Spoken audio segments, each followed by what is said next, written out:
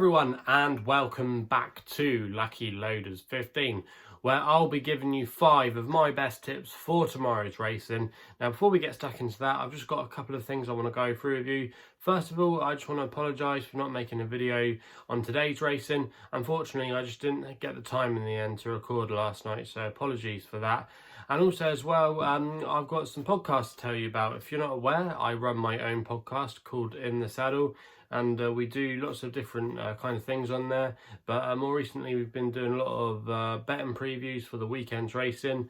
And this week, for the domestic action at least, we were joined by jockey Dave Crosse, and he was in great form on the podcast. And we were talking about the upcoming racing this weekend at Wincanton, Doncaster and Aintree. So if you haven't listened to it already, there's some links to in the description box below on whatever podcast platform you listen to. And also as well, we had another special treat as we did a big Breeders' Cup special with American racing broadcaster Acacia, Courtney, and she was able to give us all the gossip on the American horses, you know, give us a bit of an insight into them, and I was able to give my thoughts and feelings as well on some of the British and Irish raiders going over. So plenty of stuff to get into if you haven't done so already, and like I said, links to all of those podcasts will be in the description box below. So all you got to do is just go to the description box and click a link, whatever you prefer. If you like to listen to your podcast on Spotify, if you like to listen to them on iTunes, Soundcloud, we've got them all covered. So yeah, just click in the description box below. But enough of all that, let's get into the tips for tomorrow's racing, what you all want to see. And it's actually, like I said, going to include my nap, which runs at the Breeders' Cup, and that's going to be saving the best till last. So let's get on with it. Then we're going to be starting with an extra tip tomorrow, which runs in the 1:35 at Warwick. And I thought Kannapolis here could go very close tomorrow for Tom Cannon and Toby Laws. Toby Laws actually used to be an assistant trainer to Nicky Henderson, but he's now a trainer in his own right. And you can currently back this horse at 7-1 with bookmakers at the moment, who offer it, and that price has been offered by Betfair and Paddy Power, who are offering 4 places. So I'm going to recommend an each way selection with them. Now this horse, Kannapolis, I think ran a really good race last time when he finished second on handicap debut at Wincanton, and he's off a workable mark. He's actually due to go up £2 in the future, so you kind of want to make the most of him. And he's actually going to be running in the familiar colours of Mike Bite, and also as well Morning Vicar, who was a winner for the Henderson team today. So obviously he's got powerful connections behind this horse. But if you look at his form, it's just taken him a while to come to the boil. However, some of his novice hurdle form reads quite well. He finished second place in a couple of novice hurdles, and the form of them wasn't too bad. I remember he finished second behind a horse of Fergal O'Brien's called Court and Bold. So that wasn't a bad effort that day to finish not too far behind him. And like I said, last time he was pitched into handicap company and ran a fairly good race. And I think if he replicates that run tomorrow, he's going to go very close. The current favourite in the market is King's de Arjon, who I think, if I remember correctly, finished in 4th place in the Fred Winter a couple of years ago. However, I just think he hasn't kind of been in the same form from last time, and even though he showed maybe a bit more of a return to some kind of form at Perth last time, I would want to be against that favourite tomorrow, even though the Skeltons are in really hot form at the moment. So I just think Kannapolis tomorrow, I expect him to keep progressing, and I think he's going to be a nice horse to follow this season. I think he doesn't want the ground too soft, so the ground at Warwick at the moment is currently around about the good soft mark, and I just think tomorrow at a price, or I should say, he's a bit of a big price in my opinion at 7-1, and I think he should be a lot shorter in the betting, and I wouldn't be at all surprise tomorrow come post time if he does shorten up and goes nearly favourite. So Kannapolis, if you still can get a bit of 7-1, I'll be hoovering that up. We then go to Fontwell for the other jumps card. Oh, there's 3 jumps cards tomorrow, but for another jumps card there at Fontwell tomorrow in the 3:45. And this is where my next best is going to come from here, with a horse called Sutter's Mill for Connor Ring, claiming 3, riding for the Welshman Evan Williams. Now this horse now is really well handicapped, and his last win actually came here over the course and distance on soft ground when he won off a mark of 96. Now he is a bit of a monkey, this horse, but he's now down to a really workable mark. He's £4 lower than last win at Fontwell, so he's now off 92, and with the £3 of Connor Ring, in essence, he's going to be running off a mark of 89, so he looks very well treated. And the time that he won at Fontwell was on quite soft ground that day, and the ground currently at Fontwell at the moment is described as soft. And even though, yes, there shouldn't be any rain around tomorrow, it's still going to be that kind of sticky ground, and they've had a lot of rain down there at Fontwell, so it could be tough work for some of these horses tomorrow. So we know he stays and he can handle a bit of juice in the ground, and a few of these horses tomorrow won't want the ground too deep. I'm thinking the likes of Exaro probably wouldn't want to be with him, and also as well Kiwi Myth, even though that mare has shown some good form and has gone well fresh in the past. I'm not sure, I'm quite sure she's going to have to pretty much, in my opinion, run a career best to win this race tomorrow. Whereas Sutter's Mill, we know he's fairly well handicapped, and Evan Williams horses, yes, they maybe haven't hit the ground running yet, but that doesn't really put me off. They're a yard that can have winners when they're out of form. So I think that's not a negative there. And this horse, Sutter's Mill, showed a fair level of ability still, or shows that he at least retained some ability to finish in 4th place at Ludlow last time. And he's a horse that tends to come on for a couple of runs. He's had a couple of runs under his belt now, and I think he'll be spot on tomorrow. And I just think he's a big price in this field. You can currently back him at 6 to 1, and I'm going to recommend an each way selection here as my next best. And if he replicates that run last year, I think he's going to take quite a bit of beating at Fontwell tomorrow, and I wouldn't be at all surprised if he's there or thereabouts come the end of the race. So yeah, Sutter's Mill, that's going to be my next best in the 3:45 at Fontwell. We then go to Newcastle for some evening action there tomorrow. Lots of competitive racing there, but the one that stood out to me, and this is going to be an extra tip tomorrow, I'm just going to recommend a win-only bet, is Thin Blue Line in the nursery there in the 7:35. You can currently back him at 2 to 1, and when I was looking at him a couple of hours ago, he was around about 4 to 1, so he's really been smashed up in the betting. And if you're wondering what time I'm recording this video, I'm just recording it shortly before 7 o'clock, so these are the current prices at the time recording.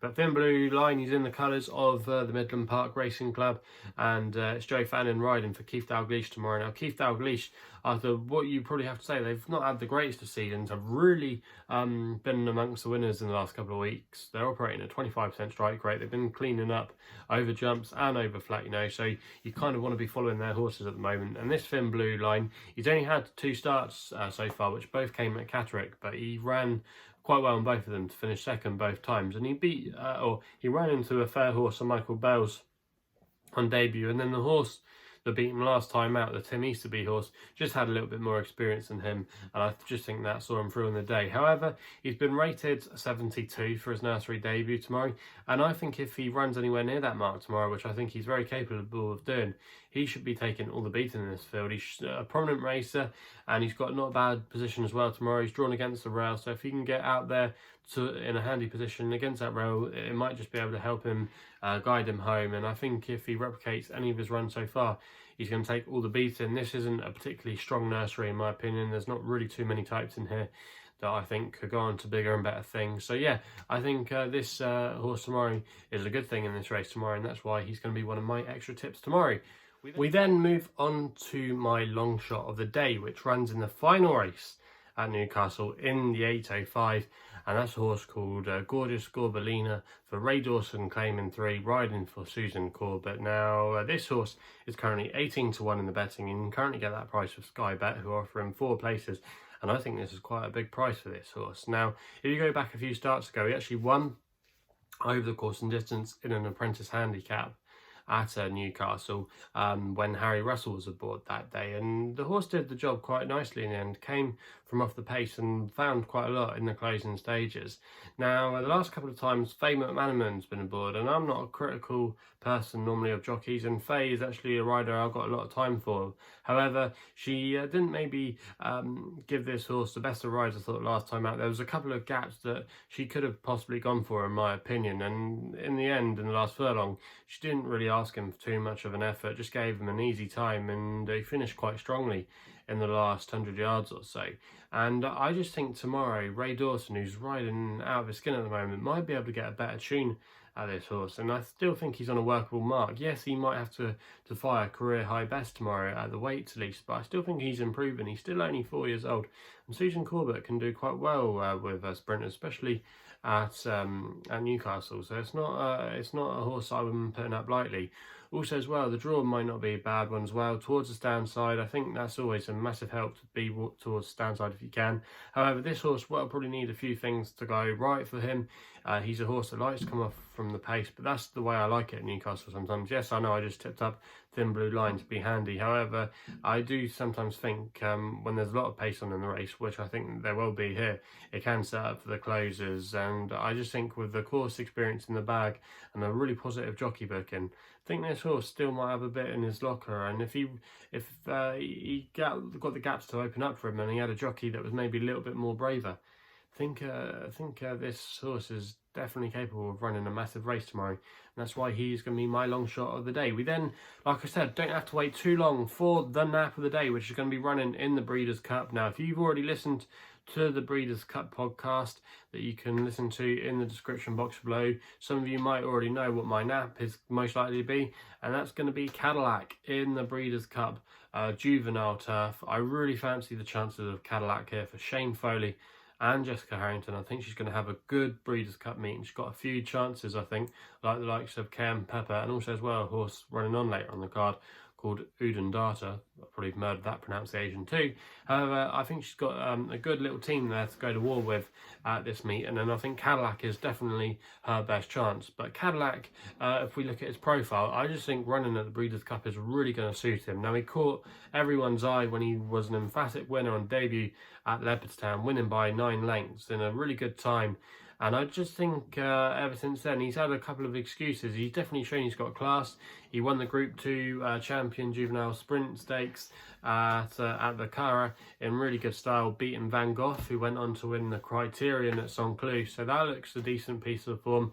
And I think when he hasn't run maybe up to expectations is when he's been running on soft ground. I don't think he particularly likes soft. I think he can handle it, but he's more effective on a quicker surface, and that at Keeneland is really going to help him. It's going to be riding on the quick side, so I think that's a massive positive. And I think his 5th place effort in the Dewhurst, despite not maybe getting the clearest of run and running on bad ground, that's really helped him. I also as well know from an inside source I've got at the Harrington stable that this horse has still been running really well on the gallops, and they really fancy him to run really well tomorrow. He's got a good draw as well towards the inside. He's not going to be drawn out in the car park, so that's going to help him too. And if he can get into a good prominent position under Shane Foley, just tracking the pace, I think we're going to see a side to Cadillac that we've not seen before, or at least not since he won at Leopardstown. I really think he could be putting in a career best performance tomorrow, and I think at 11-2 that is still quite a bit of value to be had there. You can currently get that price with William Hill, who offer him 5 places on the race, and I am going to recommend an each way selection just in case if he does get chinned. But like I said, I would be disappointed if he's not there or thereabouts tomorrow coming the line. I think he's the one anyway from the European side. I think it is the best juvenile. Yes, you can make cases for the likes of New Mandate. Battleground is a horse that I'm a little bit concerned about, that we haven't seen him for a while, and yes, there are a couple of other horses, but yeah, I think Cadillac is our best contender for this race, and I don't think the American contingent are up to much. So yeah, Cadillac for me, I think he's an outstanding bet tomorrow, and I think he should be 3-1 favourite for this race. I really do. So I think 11-2, I think that's potentially good value, and I just think the better surface and the style of the track is really going to help him. And for me, that is why he's going to be my nap. And also as well, he's my nap of the whole of the Breeders' Cup meeting. So yeah, that's all I've got to say about tomorrow's tips. Quickly just round them off them. In the 135 at Warwick, we go with Kannapolis, 7-1 each way for Toby Laws, with the 4 places on offer with Skybet. With Paddy Power and Betfair, sorry. We then go to Fontwell, is the next best in the 345 with Sutter's Mill, 6-1 each way. In the 735 at Newcastle, Thin Blue Line, 2-1 win only bet. In the 85 at Newcastle, we go with Gorgeous Goblin, 18-1 each way, Skybet 4 places. And then for the last, we go to the Breeders' Cup at Keeneland in the 8:10 UK time, and we're going with Cadillac as the nap of the day, 11-2 each way.